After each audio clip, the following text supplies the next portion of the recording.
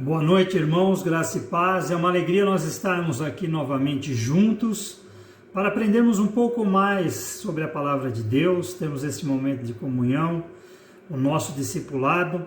E antes de nós começarmos mais um estudo, eu gostaria de estar orando com você. Vamos fechar os nossos olhos. Senhor, nosso Deus e Pai, nós te agradecemos por esses momentos, Senhor, em que podemos estar em contato com a Tua Palavra, onde podemos aprender mais de Ti, ó Senhor, e descobrir o que o Senhor quer para as nossas vidas. Nos abençoe, Senhor, que esse possa ser um tempo de aprendizado, um tempo de crescimento, um tempo de maturidade junto a Ti, ó Pai. Abençoa-nos, é o que nós te pedimos, em nome de Seu Filho amado. Amém. Amém, meus irmãos. O tema de hoje, ele nos traz uma pergunta interessante. Ele fala assim: quer melhorar? E eu te perguntaria, você quer melhorar? Eu acho que todos nós temos coisas que nós queremos melhorar na nossa vida. Eu gostaria de melhorar a minha condição financeira, eu gostaria de melhorar a minha situação profissional, onde eu trabalho, eu gostaria de melhorar a minha aparência, eu gostaria de melhorar o meu... como que eu poderia dizer para você? O meu emocional, que as coisas não me abalassem tanto. Sempre há alguma coisa em que nós podemos melhorar. E aí, o texto de hoje, ele nos fala de um momento interessante na vida do povo de Israel. Vamos ler, ele está em Josué. Tá? Nós vamos ler Josué capítulo 3, versículo 3 e depois os versículos 14 a 17. E ele nos fala assim, o texto: E deram esta ordem ao povo: quando virem a arca da aliança do Senhor, o seu Deus, e os sacerdotes levitas carregando a arca, saiam das suas posições e sigam-na. E aí, os versículos de 14 a 17. Quando, pois, o povo desmontou o acampamento para atravessar o Jordão, os sacerdotes que carregavam a arca da aliança foram adiante. O Jordão transborda em ambas as margens na época da colheita. Assim que os sacerdotes que carregavam a arca da aliança chegaram ao Jordão e seus pés tocaram as águas, a correnteza que descia parou de correr e formou uma muralha a grande distância, perto de uma cidade chamada Adã, nas proximidades de Zaretã.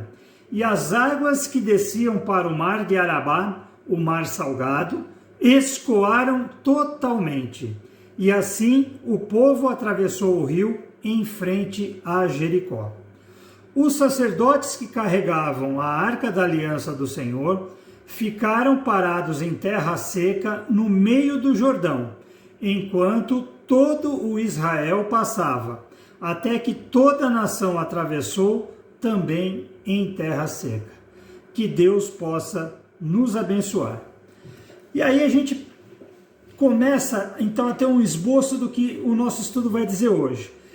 Se a gente perguntasse para todo mundo, você quer melhorar? Eu creio que a sua grande maioria diria, sim, eu quero melhorar. Tá? Agora, se eu perguntasse, você sabe o que você vai precisar fazer para melhorar? E começasse a listar alguma das coisas que ele precisasse fazer, aí eu acho que boa parte iria desistir pelo caminho. Né?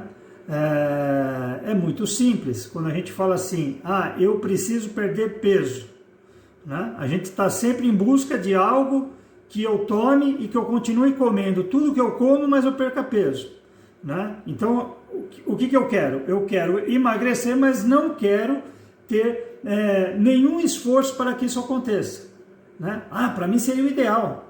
Eu posso comer tudo o que eu quero e vou emagrecer. Isso é uma coisa difícil de acontecer. Né? Agora, quando a gente fala em mudança, exige certas atitudes nossas. E é isso que a gente vai perceber hoje. E o texto que nós lemos é um texto muito interessante. Por quê? Porque o povo estava ali, né, com Josué, eles estavam caminhando para a terra prometida e eles precisavam cruzar o Jordão para então chegar a Jericó, né? Que eles iriam conquistar. Mas como cruzar o Jordão na época cheia, em que o rio está cheio e não tinha? E o texto diz claramente isso. A primeira ordem que eles receberam é: quando vocês virem os sacerdotes, né, com os levitas carregando a arca, vocês saiam das suas posições e sigam, né? E nós vamos então tentar entender um pouquinho disso. O que nós precisamos fazer para melhorar, tá? Precisamos, primeiro, ter um coração disposto a seguir a Deus e as suas ordens, né? Quando a gente fala de melhorar de vida, às vezes a gente geralmente acaba pensando que a primeira coisa que eu preciso melhorar, né? Nossa, olha, eu preciso melhorar a minha condição financeira, eu preciso melhorar a minha casa, eu preciso melhorar o meu carro, eu preciso melhorar a minha aparência física. Quando tudo isso estiver ajeitado, né, então aí eu vou conseguir ter mais tempo para Deus, eu vou conseguir ter mais tempo para mim poder estar ali na igreja, ajudar nos trabalhos, né? E a gente esquece que isso é o contrário, né? Primeiro, nós precisamos melhorar a nossa vida diante de Deus, né? E eu tenho certeza que a partir do momento que você melhora a sua vida diante de Deus, né, as outras coisas vão começar a se encaixar, você começa a ter uma nova visão das coisas que estão ao teu redor, você começa a deixar muitas coisas que muitas vezes fazem com que você perca tempo, né, e esforço, se focar naquilo que realmente é principal na sua vida, e isso vai fazer com que você melhore, né?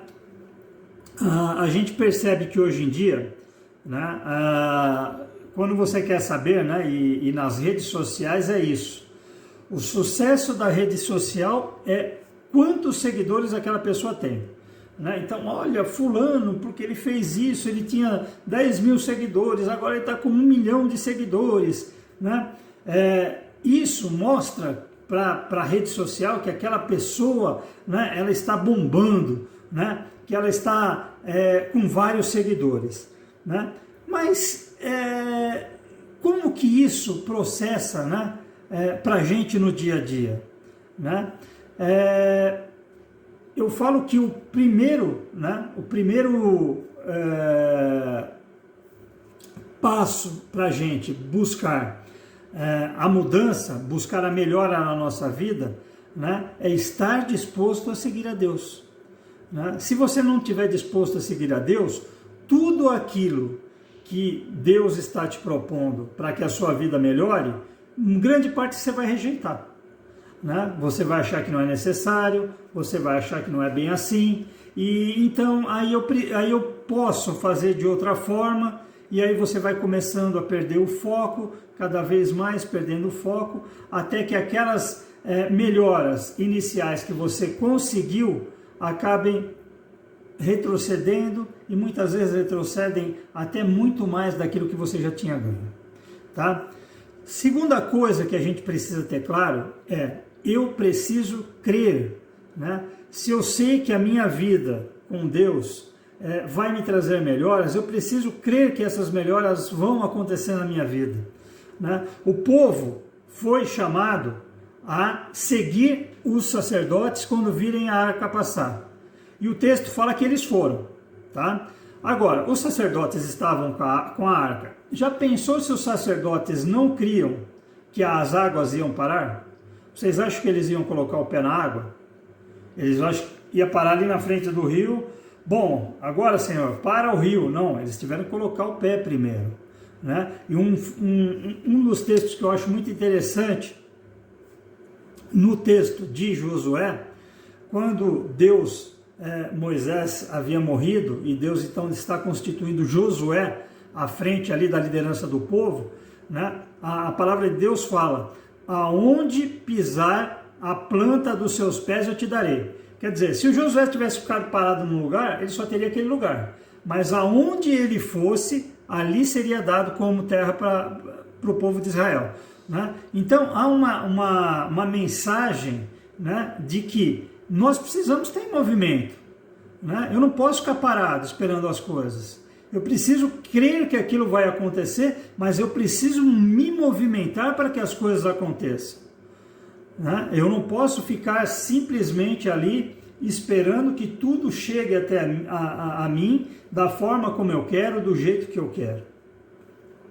E nós vimos que o povo creu. Né?